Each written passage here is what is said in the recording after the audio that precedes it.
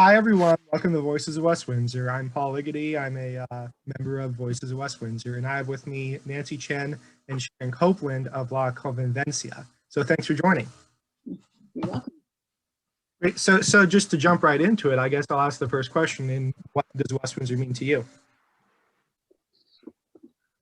Yeah, I will take the, I'll go first. Well, West Windsor means home to me. We moved here 11 years ago, and our children go to local public school. And as an immigrant, this is the town that we settled for the longest time, 11 years, and also as a family. Whenever we travel outside of West Windsor and coming back, the familiarity and the sense of settlement always bring us the comforting feeling. So we call West Windsor home. And I would pretty much say the same thing. Actually, I think Nancy and I are going to have similar answers to many questions. I've been here about 9.5 years, and my husband and I moved here anticipating retirement. So we raised our children in the Hopewell-Pennington area of Mercer County, and thought this would be a good community to retire in. So I guess that's a good segue into the next question, seeing as you both lived in other places before coming here. And so my next question is, what makes West Windsor unique in your eyes? For me, West Windsor is a very diverse community. If I understand correctly, almost 60% of the students in the West Windsor Plainsboro school system are non-white. So I'm really happy to be a part of a multicultural community. Yeah, and I want to echo what Sharon just said about the diversity. We certainly appreciate this diversity. And I want to add that I think as a family, we're so lucky to be in this community. When we first come in, it's the choice is adjacency to the train station and the reputable school district. But the more we live here and things happened, we just felt how lucky we are to be in this community, to be with this diverse body of people, and people around us, our neighbors and friends, really makes this West Windsor unique to us. And the nation's, there's a sentiment of anti-immigration and all that makes me really nervous. But none of them, I have to say, have trickled down to our local level. And I just felt very fortunate that our children and our family haven't been personally being affected by what's going on national level. And as far as I know, our community has been really quiet and stable for the past 4, which I think I don't want to take it for granted. And I know not many things happen in other community, and we are just lucky to be here. And I know every time I ask this question, it's always that, West Windsor is a great place, but there are certainly, as with any community, there are probably some things to improve upon. And I'm wondering if you can, identify anything that West Windsor can do better for, growth in the future. Well, I think what Nancy was referring to, that we can't take things for granted. It takes a while to live in a place to get a feel for the community and the communities within the community. And although we're very diverse, I think we still need to work on valuing diversity and uplifting our multiculturalism and seeing it as a strength. So I think, and this just reflects my priorities at this time in my life. I'm less concerned about, what can I say, some of the planning and development issues and more concerned about how can, as we live here, how can we live together in harmony as best as we can? Because over time, I do get to see there are some, what can I say, concerns between different groups for who knows what reasons. But I think by inviting people to conversation and discussion and understanding, that is a way to strengthen the community. Yeah, and we'll certainly get into that with La Convivencia as well. Absolutely. But right before that, is there someone in town who's inspired you? And I would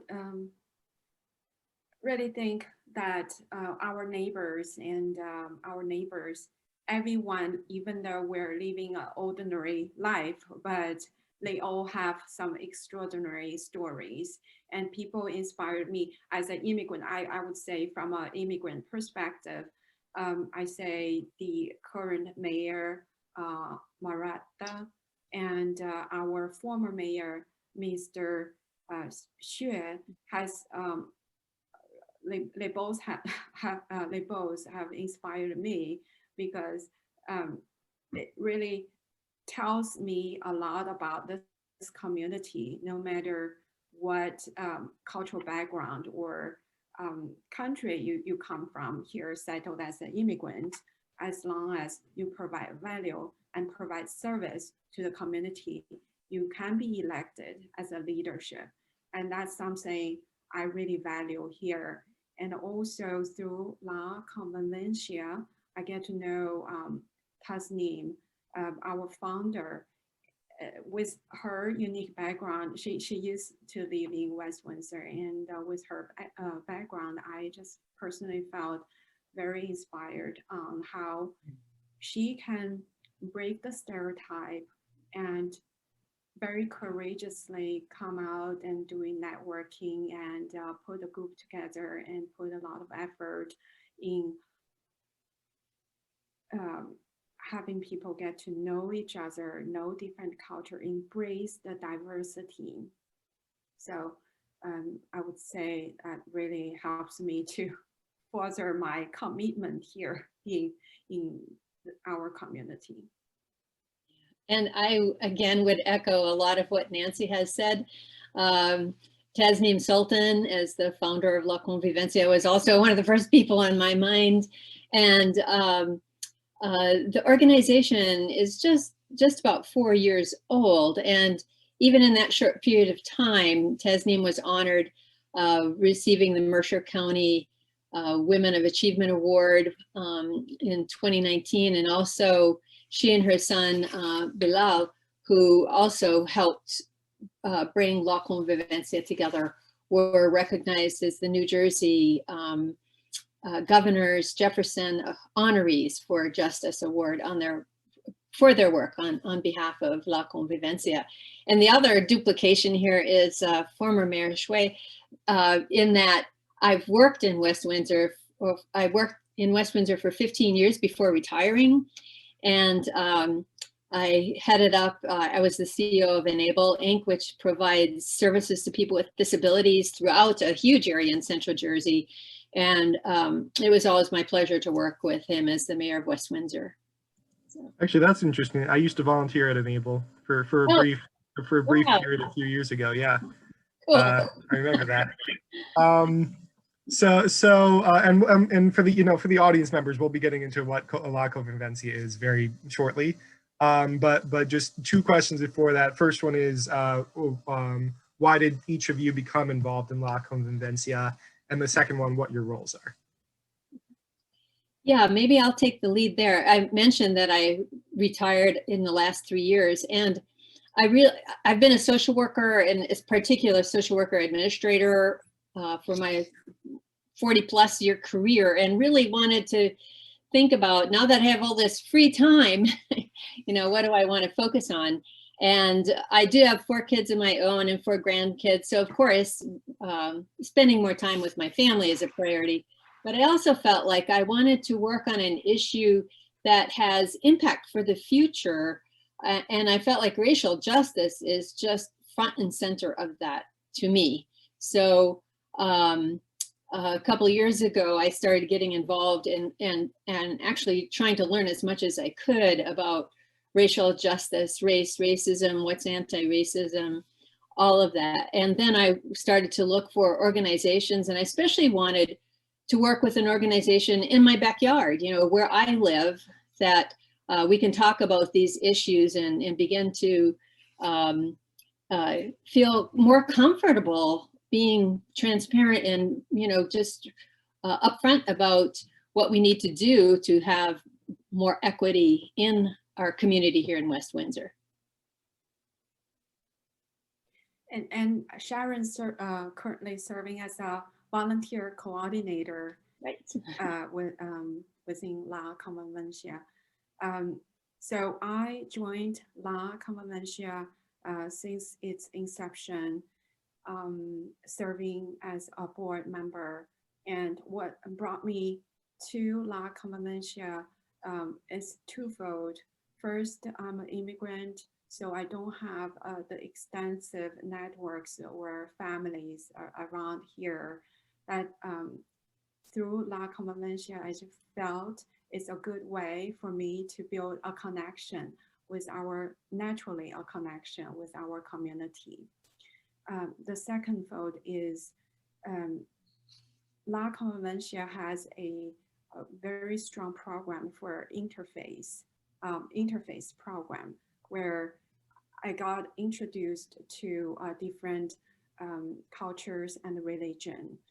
Even though I am a spiritual person, but I don't belong to any faith group.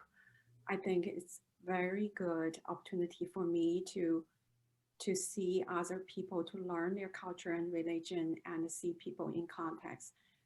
And also, I'm doing this as well to educate my children, since if I'm not belonging to La Convivencia, I don't get the opportunity to be invited to a synagogue for a special event, or a temple, Indian temple, to learn about the history.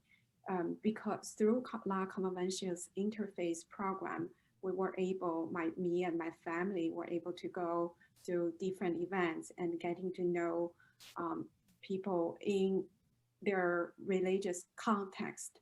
And I think and the cultural context. And I think that is very important. I remember when my son was 5 years old, we invited a play date to come. And when his mom picked him up at the end of the play date, he said, "Oh, Mom, you know, Miss Chen was speaking Chinese to Noah." So his mom had to explain to him that we live in a diverse community, and some people come in with they speak multiple languages at home. So with that, it's kind of enlightened me that I want my children also to go out and engage and see other people in their cultural and religious context. So that's why I was engaged in La Convivencia. And I mean, these are all great to hear. And now, I mean, the main question of the day is, what is La Convivencia? What is it? What do you do there? And how is it? You mentioned that it's about 4 years old. How has it, evolved and changed over time? With, if you can point to any, specific events or trends or anything that would be especially, useful.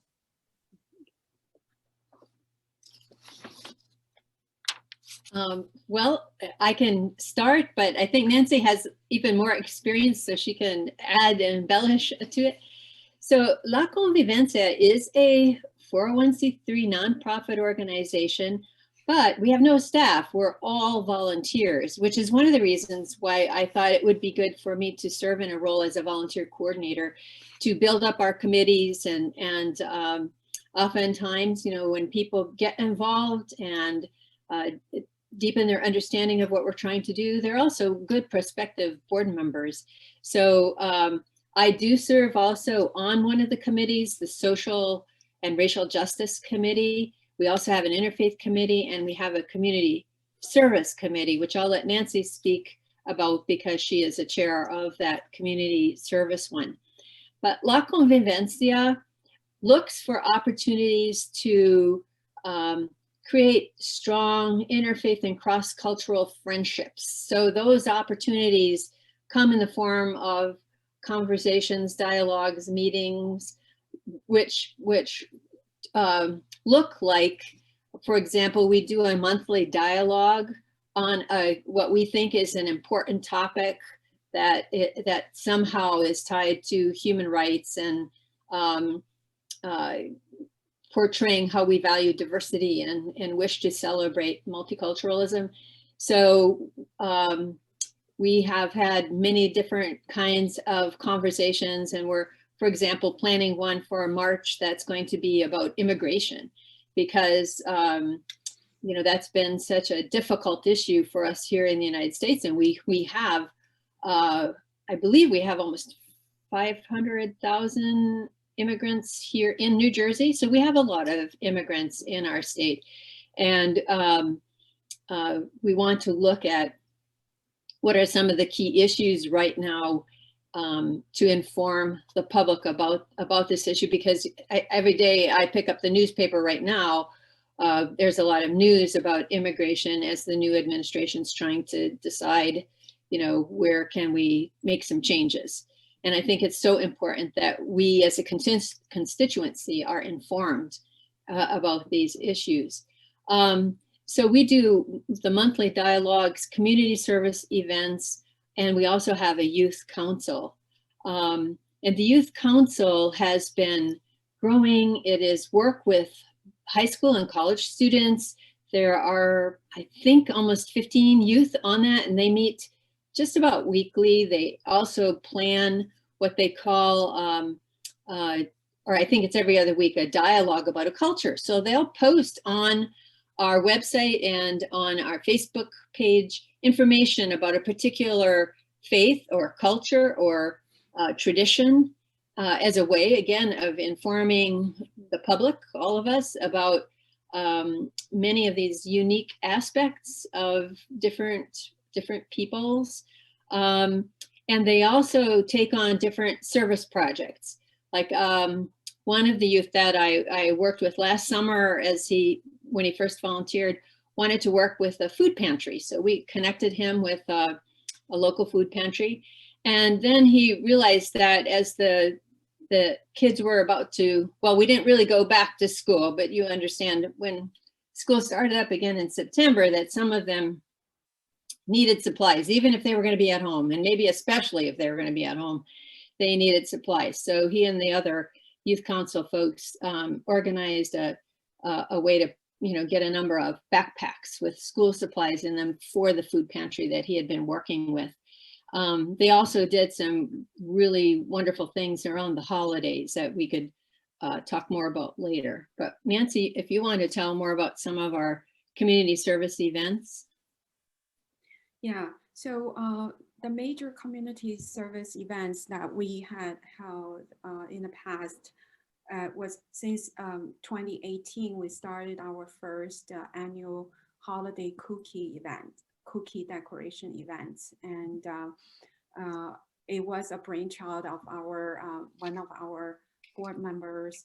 And I get to learn, because cookie decorating is something new to my culture. So we dive into, and we did once, and I learned all this cookie making and the frosting and the drawing on the cookies. We had a lot of fun. We made about 600 cookies for the local charity groups, including Rise and Arm in Arm.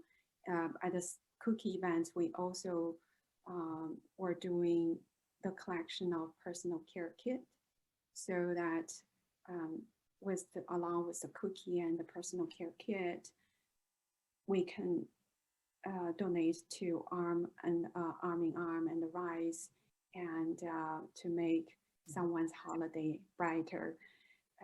And we continued this tradition in 2019, and we made around 1,200 cookies. We kind of doubled the attendance and doubled the cookie making. It was all very rewarding experience. And in 2020, because of the COVID, we changed our format a little bit, but we still want to keep the tradition going. So we changed the format. We did a parade of light, drive-by, drop-off event, so people can drop off the personal care donations during a Friday, during a Sunday afternoon, and that was also very rewarding, because with the COVID-19 quarantine, it was kind of nice to see people can come out and drive through, and we can say hi to our neighbors and friends, and also collecting some donations for rice and army ham. Yeah, that December 2019 holiday event was one of the first ones that I went to, and it was so impressive. There were about maybe just under 300 people there, 2/3 of which were youth from middle school, high school, and then adults. And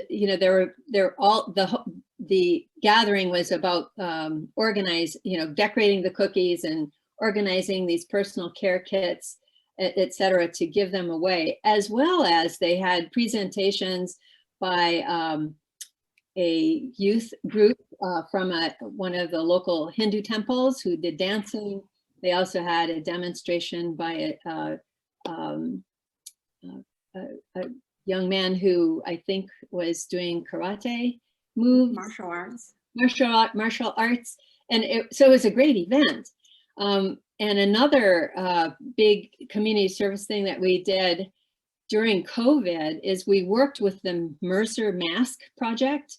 And, all of us were concerned as we started to hear from food pantries, that the number of people dealing with food scarcity issues had gone from, had tripled, not doubled, but tripled. And so we thought, oh, do we need to do a food drive?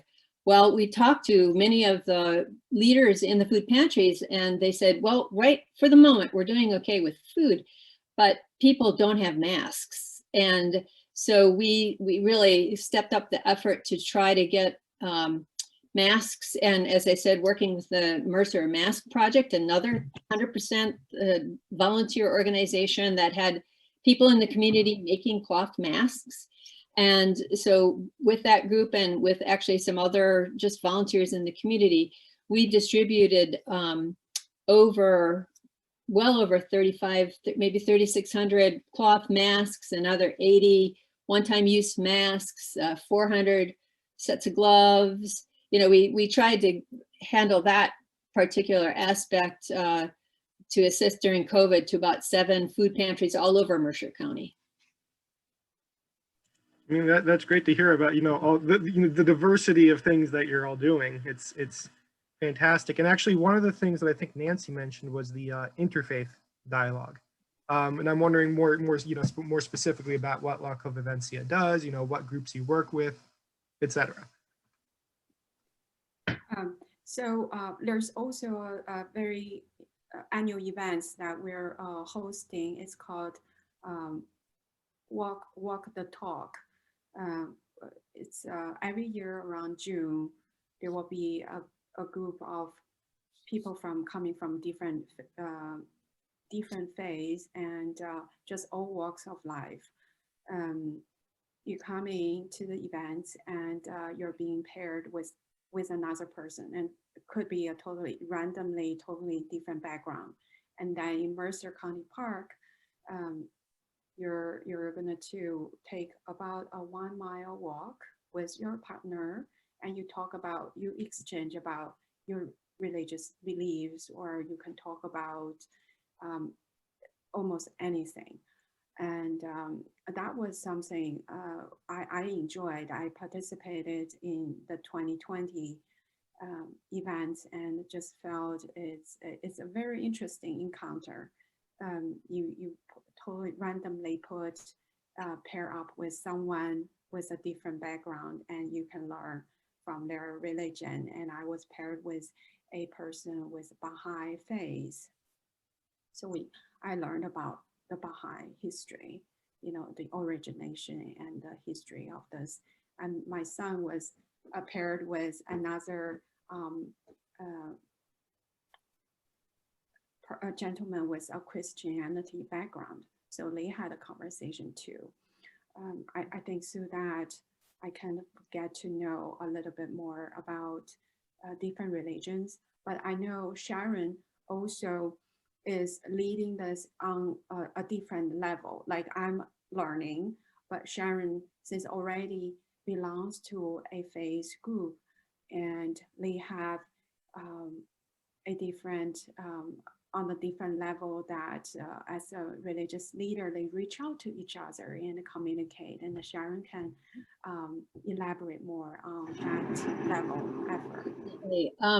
So I'd like to just lift up the two events we did in January of 2020 and January of 2021. So in 2020, you know, we were still able to get together because it was pre-COVID. And we had a panel which included Ruqayyat Yaqub of the Muslim Center of Greater Princeton. It included Reverend Stephen Bryant, who's the minister over at the AME Church in Hightstown, as well as the minister from my congregation, which is the Unitarian Universalist Congregation of Princeton, Reverend Bill Neely. And they talked about, you know, what does it mean to try to bring forward Reverend Dr. Martin Luther King's legacy. And that was a great panel. It was held in the First Methodist Church in Hightstown, headed by Reverend Dr. Sammy Arroyo. So again, we had, you know, a very good mix of different faiths bringing their perspectives to that. For January of this year, of course, we couldn't do an event in person. So what we did is we decided to showcase or share a film called The Long Shadow. It was written and directed by Frances Causey, who was a former CNN host, and now she's actually producing a number of small films. But the Long Shadow talked about how she grew up in the South, and also one of her friends. And as when they became older, they started to realize, you know, that there was a deeper story to where they came from and the whole impact of enslavement moving into the future.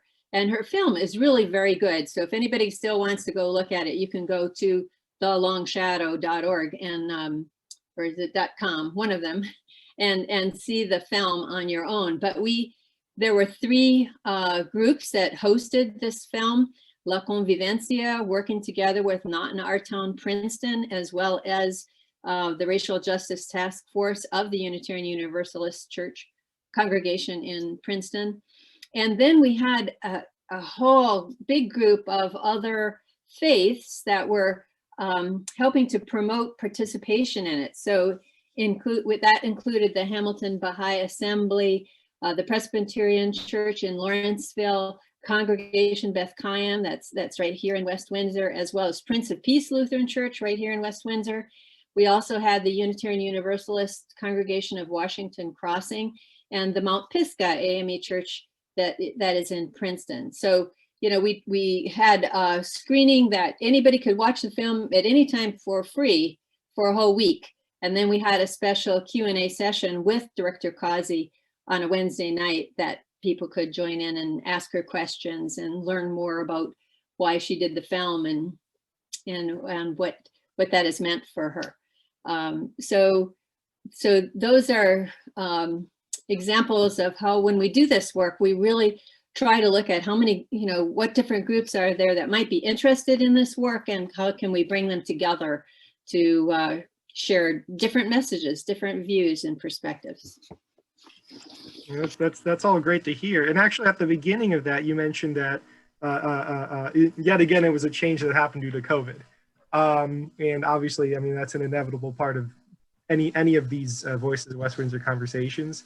Now you've mentioned changes. Are there any changes? Well, number one, is there anything else that you did mention that you'd like to get to? And number two, any operational changes? You know, for example, hosting Zoom meetings instead of in person, or certain events that you started this year that might continue. Anything that you expect to continue into the future, even after the end of the pandemic. Well, one of the biggest changes, we had not been doing monthly dialogues. We'd been doing more, we'd have interfaith events, and we'd have community service events, and we'd have presentations. We actually held conferences in 2018 and 2019 that were well attended. But COVID does not allow us to meet in person safely. So we really, I think it took us a couple of months, saying like, what do we do now? With reacting to that. And so we made a commitment to start doing monthly dialogues and on different topics. And like we've done one on the intersectionality of faith and justice. We've done one on Indigenous peoples. There are a lot of Indigenous people still living here in New Jersey. We've done them on several topics, and the January one was kind of unique because we focused on watching together the Long Shadow film. For March, we're planning on the one on immigration, and right now we're still pulling it together, but we are working with the Latin American Legal Defense and Education Fund, often known as LALDEF, as well as Solidaridad, as well as the New Jersey Alliance for Immigrant Justice. I'm not an expert in immigration, so we really look to bringing, to the conversation people who are. And we also have from our youth council a young woman who's a senior at Rutgers, Michelle Fan. She also sits on the Social and Racial Justice Committee, and she's helping pull this together. And she's bringing some people from Rutgers. Like she highlighted for me things like, international students who were here in the States when COVID hit.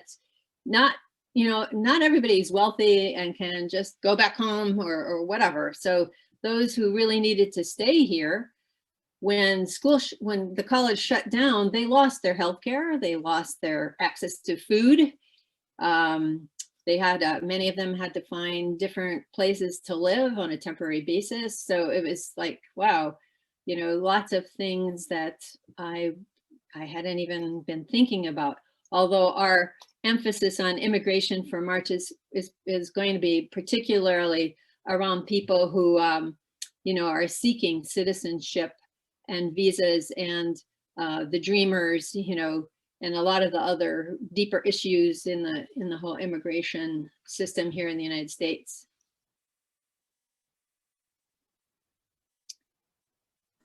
Okay, great. Well, I guess we're at our last question then. So to wrap it up, I'm sure you know that West Windsor has changed a lot in the past few decades. Going from an agrarian community to a suburban one, and related to La Convivencia, it's really diversified as well. Now, where do you see both Windsor and La Convivencia in the short term, maybe a few years from now, and the long term, like a few decades from now?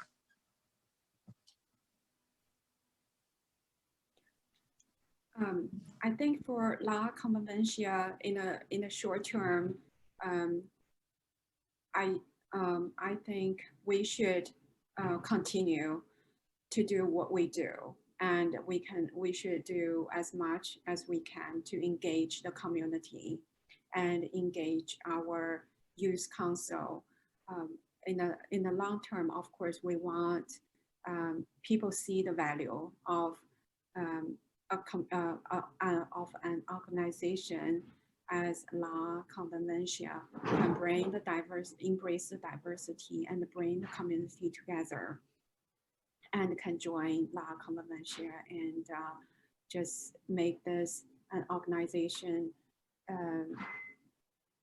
embedded in our West Windsor community and promote all these awareness to help many generations to realize a lot of times when we have fear, it's because we don't know. But when we reach out, when we try to get to know others, we understand, we accept. So well said, Nancy. As a 100% volunteer organization, we don't know how we will continue to evolve over time. I'm sure there will be changes. But I think those of us who have been very committed to La Convivencia hope to keep working, with the larger West Windsor community on building connections, bridges, dialogue, so that we can, as we started out this conversation, not take for granted the wonderful things about living in this community, but seek to strengthen our ability to live in harmony with one another. Great. No, I like both of those points. Well, again, thank you very much for joining me and for being part of this, Voices of West Windsor dialogue. You're welcome. Thank you, Paul, for having us.